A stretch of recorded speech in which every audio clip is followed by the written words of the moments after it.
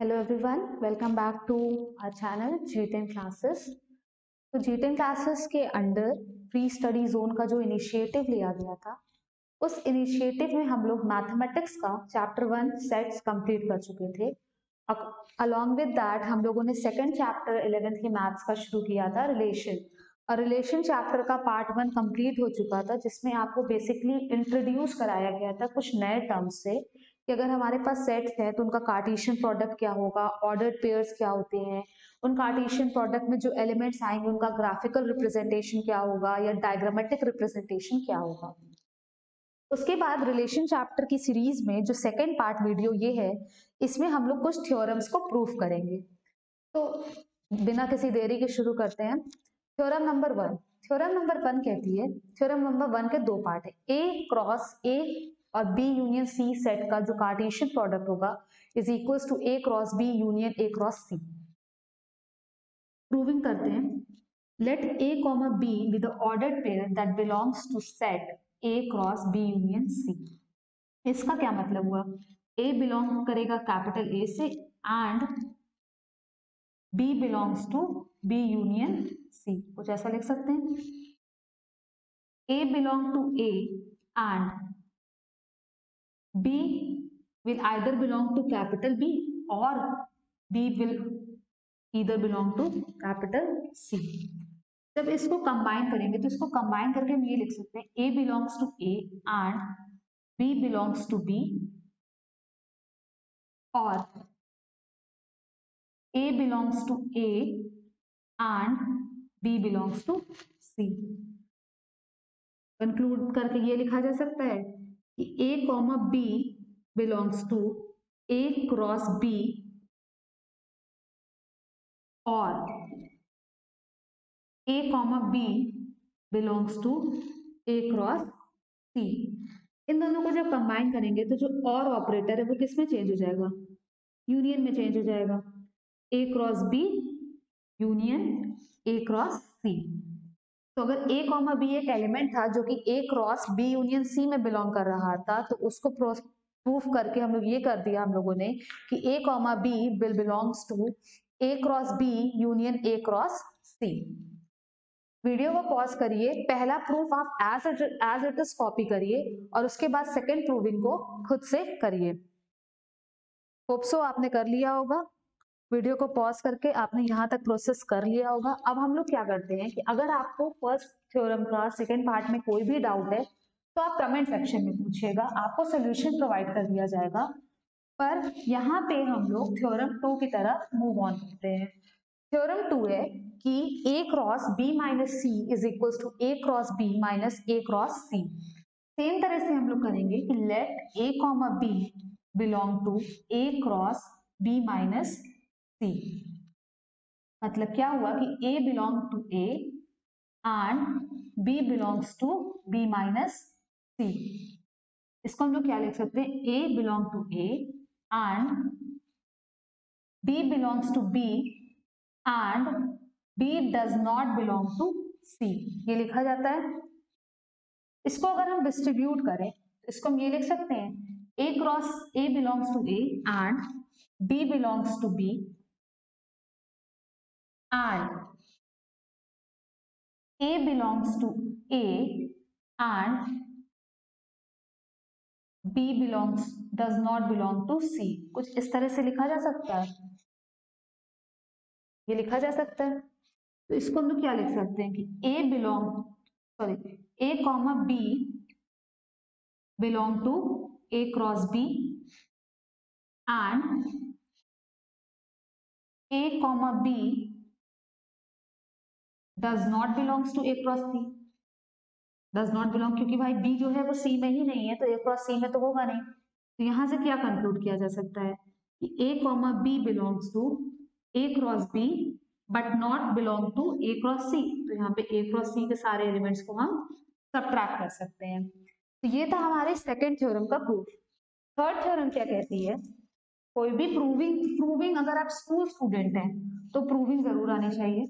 अगर आप किसी एग्जाम की प्रिपरेशन कर रहे हैं जिस एग्जाम में रिलेशन चैप्टर आता है तो प्रूविंग की कोई रिक्वायरमेंट नहीं है, बट हाँ आपको ये सारी चीजें एक माइंड में होनी चाहिए कि हाँ भाई ये होता है।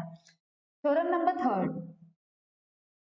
थर्ड कहती है कि if A cross B is equals to B cross A, तो हम लोग करते हैं यहाँ पे क्या कि let A comma B belongs to A cross B.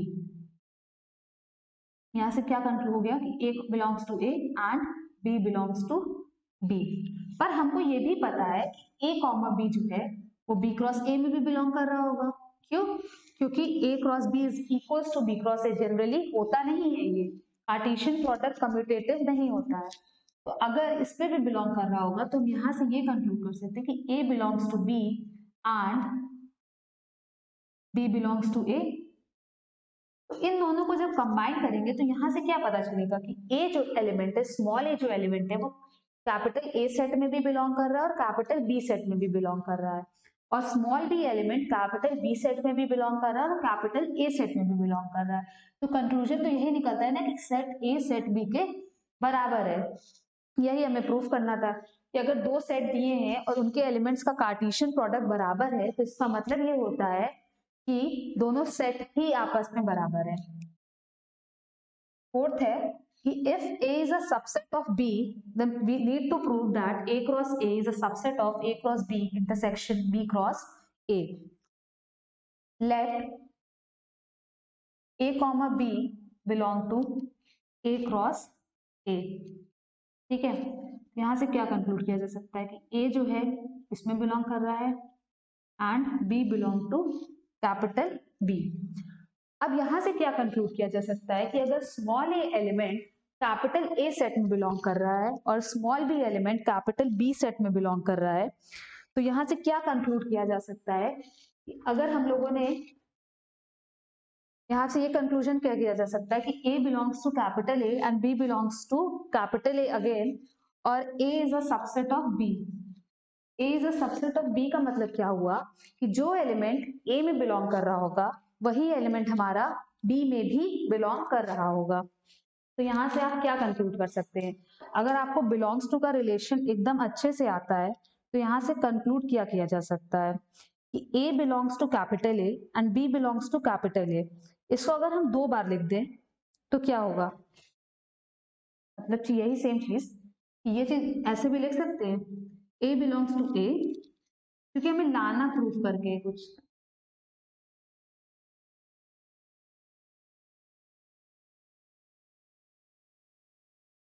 ये लिख सकते हैं। सेम चीज को हमने दो बार लिख दिया एंड स्टेटमेंट लगा के, तो इससे कोई फर्क नहीं पड़ने वाला है। दो बार क्यों लिखा, क्योंकि हमें दो चीजें चाहिए आउटपुट में, रिजल्ट में हमें दो चीजें चाहिए। तो अगर कोई एलिमेंट ए जो है स्मॉल ए वो सेट कैपिटल ए में है तो वो सेट कैपिटल बी में जरूर होगा, क्योंकि ए बी का सबसेट है। तो इसको हम ये लिख सकते हैं कि बी बिलोंग्स टू बी। क्यों? क्योंकि ए बी का सबसेट है, तो अगर कोई एलिमेंट ए में है तो वो बी में जरूर होगा। एंड इसको ये भी लिख सकते हैं A belongs to B and B belongs to A. यहां से क्या आएगा, A comma B belongs to A cross B and A comma B belongs to B cross A. Conclude क्या किया जाएगा, A comma B belongs to, and operator है तो यहाँ पे लगेगा हमारा इंटरसेक्शन, और होता तो क्या लगता, यूनियन। तो ये था थ्योरम नंबर फोर्थ का प्रूफ। सिमिलर तरीके से आप लोग करेंगे खुद से थ्योरम नंबर 5 का प्रूफ और थ्योरम नंबर 6 का प्रूफ। अगर थ्योरम नंबर 5 और थ्योरम नंबर 6 में कोई भी डाउट होता है तो आप कमेंट सेक्शन में पूछिएगा, इसका प्रूफ आपको प्रोवाइड कराया जाएगा। पर बेटर यही होगा कि आप थ्योरम नंबर 5 और थ्योरम नंबर 6 का प्रूफ खुद से करें। क्यों? क्योंकि इसकी प्रूविंग में कुछ है नहीं, अगर हमको पता है कि हमें लाना क्या है तो उसी हिसाब से हमको सिंपल गिवन चीजों को अरेंज करना है, और अरेंज करने के बाद डिस्ट्रीब्यूट करके साइन को करस्पॉन्डिंग साइड्स को, मतलब सिमिलर साइंस को पुट ऑन करना है। तो थ्योरम नंबर 5 और theorem number 6 are homework for you all. Theorem number 7 पे मूव ऑन करते हैं। थ्योरम नंबर 7 कहती है कि A क्रॉस B, मतलब we have 4 non empty sets A B C D, and we have कि A cross B intersection C cross D is equals to A intersection C cross B intersection D। इसको कैसे करेंगे कि अगर हम मान लें कि एक आर्बिट्ररी, कोई भी आर्बिट्ररी वर्ड है, बस एक कुछ डरने वाली बात नहीं है, कि एक A कॉमा B एलिमेंट है जो कि बिलोंग करता है A cross B intersection C cross D में।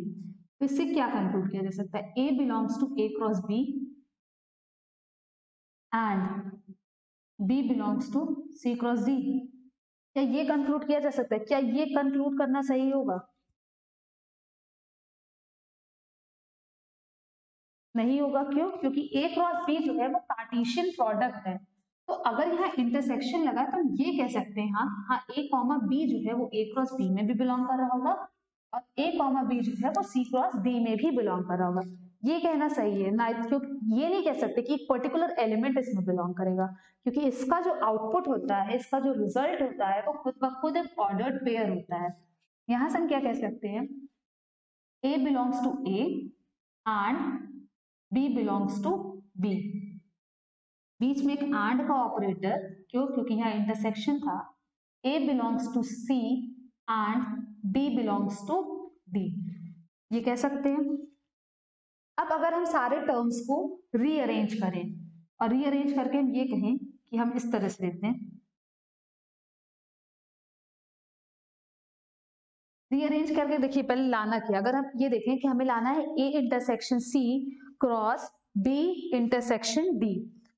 अगर हमको ये लाना है तो इसका मतलब ये हुआ कि हमारे पास A और C वाले टर्म्स एक तरफ होने चाहिए, मतलब A belongs to A and A belongs to C, ये लिख सकते हैं बीच में, and B belongs to B and B belongs to D, ये लिख सकते हैं। इसका मतलब क्या हुआ कि A किस में बिलोंग कर रहा है? A इंटरसेक्शन C में, एंड B किस में बिलोंग कर रहा है? B इंटरसेक्शन D में। तो कुल मिला के एक एलिमेंट A इंटरसेक्शन C का है और दूसरा एलिमेंट B इंटरसेक्शन D का है, दोनों के बीच में एंड ऑपरेटर लगा है, तो क्या होगा? कार्टेशियन प्रोडक्ट में ही आएगा। दो इंटरसेक्शन भी आ सकता था, पर हमको A कॉमा B को लाना है, तो A कॉमा B में कार्टेशियन प्रोडक्ट ही होता है। A comma B belongs to A intersection C cross B intersection D। तो ये था हमारा थ्योरम नंबर 7 का proof. Moving on to theorem number 8 का प्रूफ। अगर आपको याद हो तो हम लोगों ने लास्ट सेट चैप्टर में पढ़ा था डी मॉर्गन्स थ्योरम।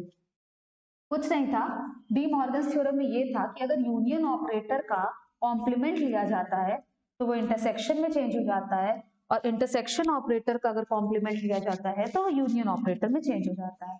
तो इसका जो फर्स्ट प्रूफ है वो हम करेंगे, सेकेंड प्रूफ आप लोग करेंगे। अगर डाउट होगा तो कमेंट सेक्शन में या नीचे दी गई वेबसाइट पे क्वेरी बॉक्स पे आप लोग पूछ सकते हैं, सॉल्यूशन तुरंत प्रोवाइड किया जाएगा।